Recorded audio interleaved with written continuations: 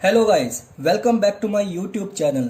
मैं मनोज शर्मा आज आप लोगों को बताने वाला हूं सीबीएसई क्लास 10th मैथ्स के बारे में, जिसमें हम लोग आज टॉपिक करेंगे बेस्ड ऑन आर्टिकल्स। यानी कि यहां से आप लोगों की वर्ड प्रॉब्लम शुरू हो जाती है। तो यहां पे हम एक एक करके वर्ड प्रॉब्लम के क्वेश्चंस को सॉल्व करेंगे, वो भी हेडिंग्स बनाकर। जैसे कि मैंने यहाँ पे लिखा है बेस्ड ऑन आर्टिकल्स। तो इसका मतलब क्या है कि एनसीईआरटी में जितने भी क्वेश्चंस होंगे बेस्ड ऑन आर्टिकल्स पर, तो ये सारे क्वेश्चंस हम अच्छी तरीके से कर लेंगे। लेकिन यहाँ पे एक चीज है ऐसी जो मैं आप लोगों को बता देता हूं कि अब आप लोगों को क्या करना है कि यहाँ पे मैं इक्वेशंस बना के छोड़ दूंगा। इसको आप लोगों को सॉल्व आप लोगों ने होमवर्क में करना है। यानी कि सॉल्व आप किसी भी मेथड से कर सकते हो, आप एलिमिनेशन मेथड से भी कर सकते हो, सब्स्टिट्यूशन मेथड से भी आप कर सकते हो। तो यहाँ पे मेरा काम रहेगा कि जो आपको क्वेश्चन दिया हुआ है उससे मैं आप लोगों को इक्वेशंस बनाना सिखा दूं। तो जब एक बार आपकी इक्वेशन बन जाएगी उसके बाद आप सॉल्व खुद कर लेना, यही आप लोगों के लिए होमवर्क भी रहेगा। आप चाहो तो एलिमिनेशन मेथड लगा लेना हर एक क्वेश्चन में। ठीक है, चलिए शुरू करते हैं हम फिर आज के इस वीडियो में, जिसका टॉपिक है आप लोगों का based on articles.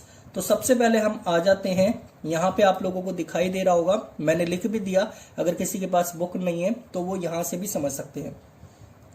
NCERT exercise 3.1 का क्वेश्चन नंबर 2, इसमें लिखा है the coach of a cricket team boys 3 bats and 6 balls for ₹3,900.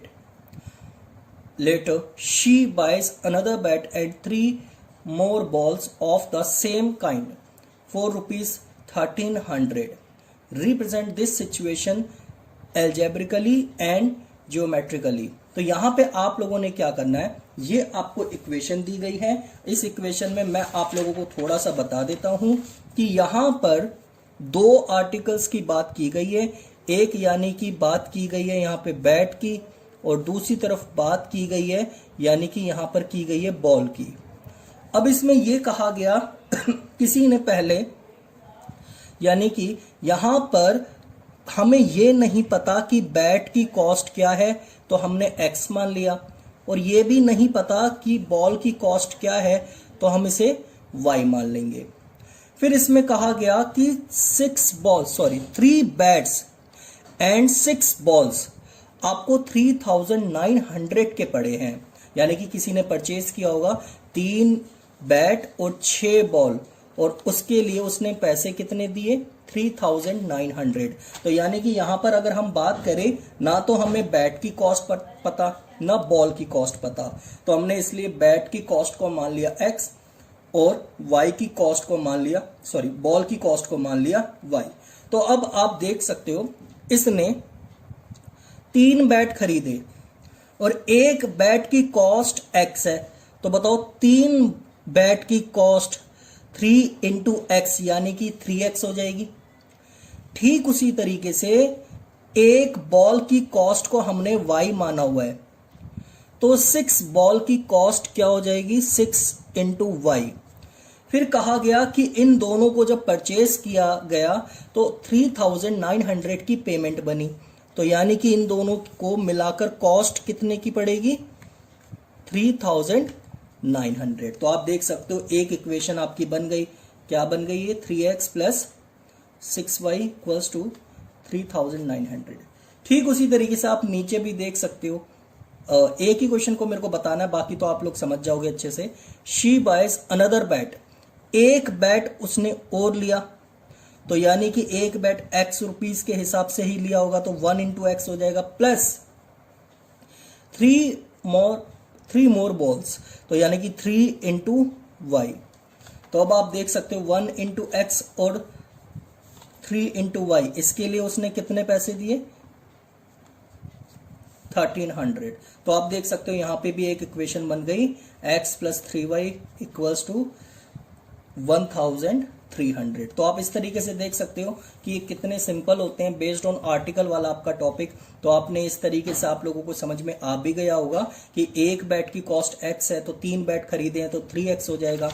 एक बॉल की कॉस्ट को y मान रखा है, तो 6 बॉल उसने खरीदी है तो 6y हो जाएगा, और टोटल इसका दोनों का मिला के 3900 दे रखा है, तो इसलिए हमने इक्वल में 3900 रख दिया। तो अब आप देख सकते हो इसकी presentation. Let the cost of a bat, एक बैट की कॉस्ट को मैंने x मान लिया। Therefore the cost of a ball, एक बॉल की कॉस्ट क्या हो गई फिर y, rupees y। According to question, अब आप देख सकते हो इक्वेशन आपकी बन जाएगी, ऊपर देखते हैं पहले, 3 बैट है तो 3x plus 6y equals to 3900, ये आपकी आ गई फर्स्ट इक्वेशन। फिर उसके बाद आगे आप देखोगे ये बन जाएगा आपका, एक बैट उसने और खरीदा है तो x plus 3y equals to 1300, ठीक है ना। तो जब आप इस इक्वेशन को सॉल्व करोगे तो आप देखोगे इसमें ऐसा भी हो सकता है कि वो जो मैंने आप लोगों को 3 कंडीशंस बताई थी, नो सॉल्यूशन वाली यूनिक सॉल्यूशन वाली और इनफाइनेटली मैनी सॉल्यूशंस, तो ध्यान रखना जब आप कोई सा भी मेथड यूज करोगे तो यहाँ पे ऐसा भी हो सकता है कि उनमें से कोई कंडीशन भी सेटिस्फाई कर रही हो, यूनिक सॉल्यूशन की भी कर सकती है, इनफाइनेटली मैनी सॉल्यूशन की भी कर सकती है, और साथ ही साथ नो सॉल्यूशन की भी कर सकती है। तो यहाँ पे मैंने आंसर लिखा हुआ इनफाइनेटली मैनी सॉल्यूशन, तो आप देख लेना। और इसमें यह भी क्या रखा है, रिप्रेजेंट दिस सिचुएशन, आप बताना भी है कि ये इनफाइनेटली मैनी सॉल्यूशन क्यों है। तो आप देखना इसको यहाँ पे 2 पार्ट में आप लोगों को सॉल्व करना है, एल्जेब्रिकली भी करना है, मतलब वही मेथड लगा के और कंडीशंस लगा के, और उसके बाद आप लोगों को ग्राफ भी बनाना है, यानी कि एक ही पार्ट को 2 तरीके से सॉल्व करना है, एल्जेब्रिकली भी जैसे हम करते हैं ये इक्वेशन बना के और मेथड लगा के, उसके बाद ग्राफिकली भी आप लोगों ने इसे करना है। तो ये तो आप लोगों का हो गया एनसीईआरटी एक्सरसाइज का क्वेश्चन नंबर 2। उसके बाद हम आगे करते हैं और इसी का बेस्ड ऑन आर्टिकल्स के एक और क्वेश्चन भी है, एनसीईआरटी एक्सरसाइज 3.1 का क्वेश्चन नंबर 3। आप देखोगे इसमें क्या बताया गया है, the cost of a 2 kg of apples and 1 kg of grapes on a day was found to be ₹160, यानी कि 2 किलो सेब और 1 किलो अंगूर मिलाकर पाया गया कि ये 160 रुपए के हैं, यानी कि ये दोनों मिला के इसकी कॉस्ट कितनी दे रखी है 160, यानी कि इतने रुपए के पड़े हैं ये दोनों। अगर मैं 2 किलो एप्पल लेता हूं और 1 किलो अगर मैं अंगूर लेता हूं तो मेरे को कितने रुपए देने पड़ेंगे 160 रुपए। तो ये आप लोगों को दोनों को मिला के कॉस्ट आपको इसकी दे रखी है। आफ्टर अ मंथ, जब मैंने 1 महीने बाद परचेज किया फिर से, तो यहां पे अब की बार मैंने क्या किया, 4 किलो मैंने सेब ले लिए और 2 किलो मैंने अंगूर ले लिए, और मेरी जेब से पैसे कितने गए 300 रुपए। लेकिन अब मेरे को ये नहीं पता चल पा रहा है यहाँ पे कि एप्पल की कॉस्ट कितनी है, 1 kg एप्पल की कॉस्ट कितनी है और 1 kg ग्रेप्स की कॉस्ट कितनी है। तो मैंने यहाँ पे क्या किया, आप देखो इसमें भी यही करना है, represent the situation algebraically and geometrically, यानी कि आप लोगों ने एलिमिनेशन वगैरह ये सारे मेथड या कंडीशंस जो होती है वो सब अप्लाई करनी है, और साथ ही साथ उसका ग्राफ भी बनाना है, ठीक है। तो यहाँ पे आप देख सकते हो, यहाँ पे हम फिर से क्या करेंगे, let the cost of 1 kg of Apple, 1 kg of Apple को मैंने ₹x मान लिया। Therefore the cost of a 1 kg of grape, हमने इसे क्या मान लिया ₹y मान लिया। तो अकॉर्डिंग टू क्वेश्चन अगर हम देखें तो पहले आप देख सकते हो 2 kg यानी कि 2x प्लस 1 kg यानी कि y इक्वल में हम कितना रख देंगे 160। तो ये आपकी आ गई इक्वेशन फर्स्ट, क्योंकि दोनों मिलाकर इतने के पड़े हैं ना मुझे 160 रुपए के, तो प्लस का साइन आएगा इसलिए। फिर आप देख सकते हो उसके बाद अगली इक्वेशन में आप देखोगे एंड यहां पर 4 kg ऑफ एप्पल्स यानी कि 4x प्लस 2y और इक्वल्स टू में मैं कितना रख दूंगा 300। तो आप इस इक्वेशन को फिर सॉल्व कर लेना, एलिमिनेशन मेथड वगैरह और कंडीशंस वगैरह लगा के देखना आप।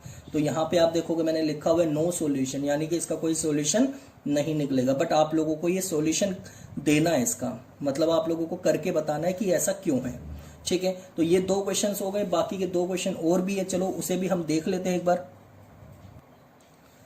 तो ये है आप लोगों का एनसीईआरटी एक्सरसाइज 3.2 का क्वेश्चन नंबर 1, और जिसका पार्ट है सेकंड, यानी कि फर्स्ट क्वेश्चन नंबर 1 का second part.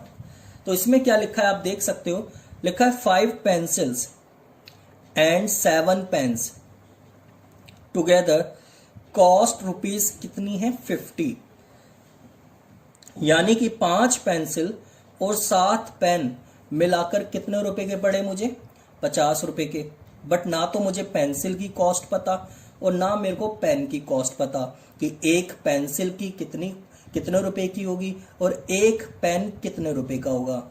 Where as 7 pencil and 5 pens together cost rupees कितना है 46। फिर बाद में मैंने और परचेस किया तो अब की बार 7 पेंसिल और 5 पेन मुझे 46 रुपए के पड़े। अब मुझे ये नहीं पता कि यहां पे आपसे पूछा हुआ find the cost of a 1 pen 1 pencil and that of 1 pen. तो यहां पे फिर से हम क्या करने वाले हैं, let the cost of a pencil, एक पेंसिल की कॉस्ट को मैंने x मान लिया, therefore the cost of a pen, एक पेन की कॉस्ट को हमने y मान लिया।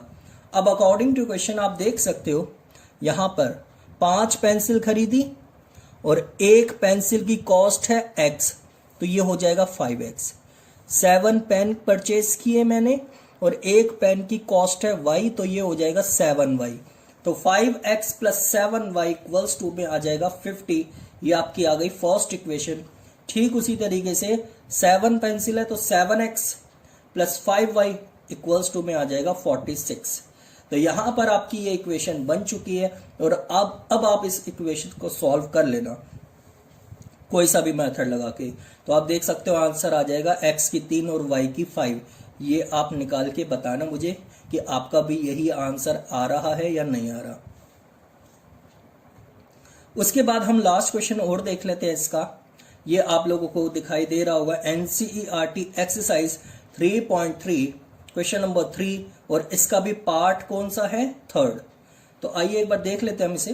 तो the coach of a cricket team buy 7 bats and 6 balls for rupees 3800, यानी कि क्रिकेट टीम के कोच ने 7 बैट खरीदे और 6 बॉल खरीदी और कितने रुपए के पड़े उसे, ये दोनों मिलाकर 3800 रुपए के पड़े। बट हमें ये नहीं पता कि एक बैट की कॉस्ट कितनी है और एक बॉल की कॉस्ट कितनी है। आगे later she buys 3 bats and 5 balls rupees 1750। तो आप देखोगे यहां पे आपको दिया हुआ है कि 3 बैट उसने बाद में और खरीदे और 5 बॉल खरीदी और उसे 1750 रुपए के पड़े दोनों मिलाकर। बट ना हमें बैट की कॉस्ट पता और ना हमें बॉल की कॉस्ट पता, और इसमें कहता है कि find the cost of each bat and each ball. तो फिर से वही बात कर लेते हैं, यहां पे हम वही बात करेंगे। Let the cost of a bat, एक बैट की कॉस्ट को हम रुपीज x मान लेंगे और therefore the cost of a ball rupees y। According to question आप देख सकते हो यहाँ पे 7 बैट है तो ये हो जाएगा 7x क्योंकि बैट की कॉस्ट x है, और फिर उसके बाद बॉल है 6 है तो ये हो जाएगा 6y, और ये दोनों मिलाकर कितने रुपए के पड़े हैं 3800 रुपए के, तो इक्वल में 3800 आ जाएगा। ये आ गई आपकी फर्स्ट इक्वेशन।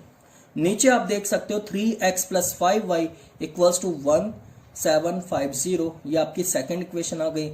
अब इन दोनों इक्वेशंस को आप सॉल्व कर लेना एलिमिनेशन मेथड से या कोई से भी मेथड से, तो आपका आंसर आना चाहिए 550। ठीक है, ये आप लोगों के लिए होमवर्क भी है, आप इसे अच्छी तरीके से कर लेना सॉल्व। ठीक है, आगे हम चलते हैं। तो आगे अब मैं आप लोगों को अगले वीडियो में बताऊंगा एक और वर्ड प्रॉब्लम जिसका नाम है, जो बेस्ड होगी आप लोगों की एज के ऊपर, जहां पर हम लोग एज वाले क्वेश्चंस करेंगे, जहां पर आपको डिफरेंट कंडीशन आप लोगों को दे रखी होगी, वहां पे हम एज वाले क्वेश्चंस कैसे सॉल्व करते हैं। ठीक है, आज के इस वीडियो में इतना ही काफी है। अगले वीडियो में मैं आप लोगों के सामने लेकर आऊंगा नया टॉपिक जिसका नाम है बेस्ड ऑन एजेस। ठीक है, तब तक के लिए थैंक यू सो मच।